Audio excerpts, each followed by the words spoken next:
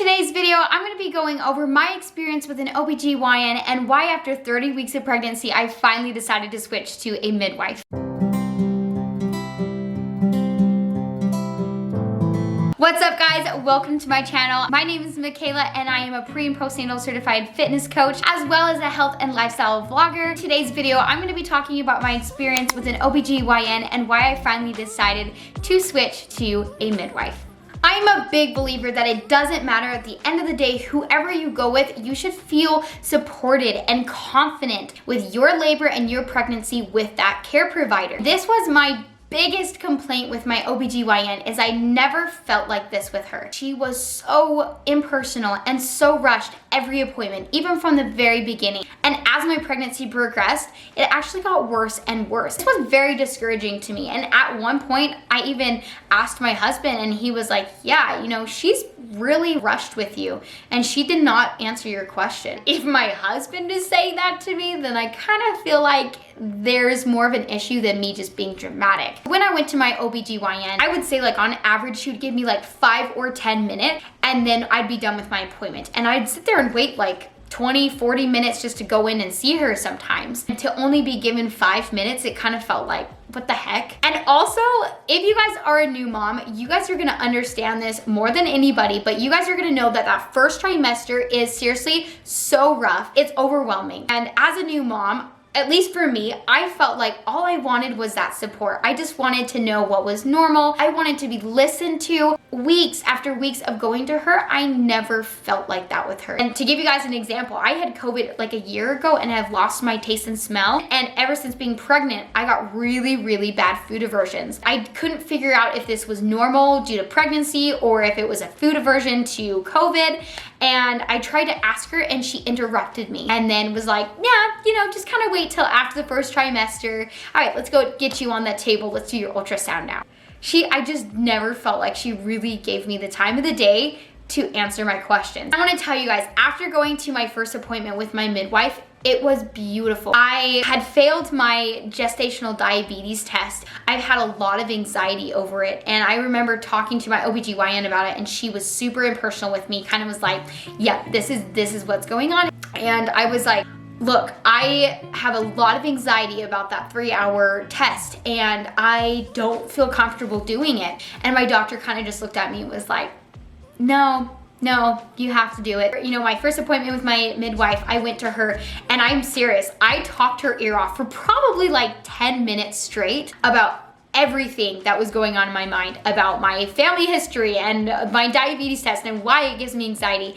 And you know what? She listened to me the entire time. And I remember after I talked to her, I felt this huge weight just lift and drop. And I was like, oh, I felt listened to.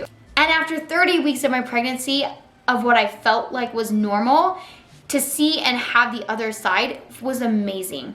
And I have only met with my midwife once, and I already can tell that she's the kind of person I'm gonna feel good about being in that labor room with me versus somebody who's going to take over. Another thing that I actually had an issue with my OB-GYN is that she never really made me feel like I had control or like I had a choice over my situation. Again, going back to that gestational diabetes thing, when she was telling me about, you know, your test was really high, you have to do a 3-hour test, I tried to figure out other solutions and she would not give them to me. Whereas when I talked to my midwife, she not only listened to me the full rant that I went on to, but she brought me a piece of paper and said, okay, look, here are your different options that you can do. And then she explained each one of them to me, why they'd be beneficial. And then she said, but also, you can also decline all of these and we can't make you do any of that. This is something my OB-GYN would never tell me. Like she would never tell me I had control or I had that choice. Now my midwife did explain to me, okay, now if you do decline these,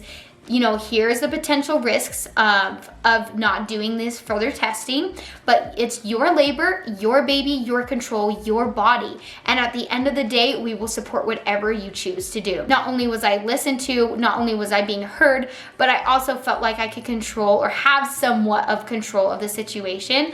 Whereas again, with my OB-GYN, I felt lack of control and I felt forced. So as I was looking into a new provider, because we did move, I was actually looking into OB-GYNs. And you know, I've kept seeing this common trend with all of the reviews that OBGYNs were not personal with them, that their appointments were rushed, that they had bad bedside manner. I felt like, holy cow, it's not just me experiencing this with OBGYNs. That's why I decided to go with a midwife, is because I finally was done. I was done with not being heard. I was done with feeling uncomfortable. I was done being treated like I was just another average in the pool of pregnant women. I'm telling you guys, like my first experience with my midwife, I walked away with a smile on my face.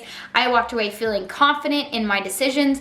I walked away feeling heard and listened to. And by the end of the day, that's the kind of person I want in the labor room with me, not the other way around. I'm not going to make this video trying to convince you that you should go with a midwife or that you shouldn't go with your OBGYN, but at the end of the day, you should go with somebody who is going to make you feel confident when you're pregnant and when you're in labor, and not make you feel uncomfortable or like you're asking dumb questions and hurry and rush you out of the room. If you guys are currently pregnant or just wanting to know the difference, I will make another video on the difference between an OBGYN and a midwife. For now, just know that like the care that a midwife gave me versus an OBGYN was the kind of personal attention I needed from day one, and I really, really wish I wouldn't have waited till the last trimester to get that care, because I really could have used that extra support in my first trimester. Well guys, that's gonna wrap up this video.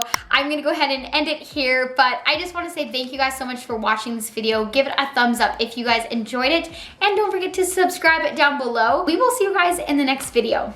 Bye.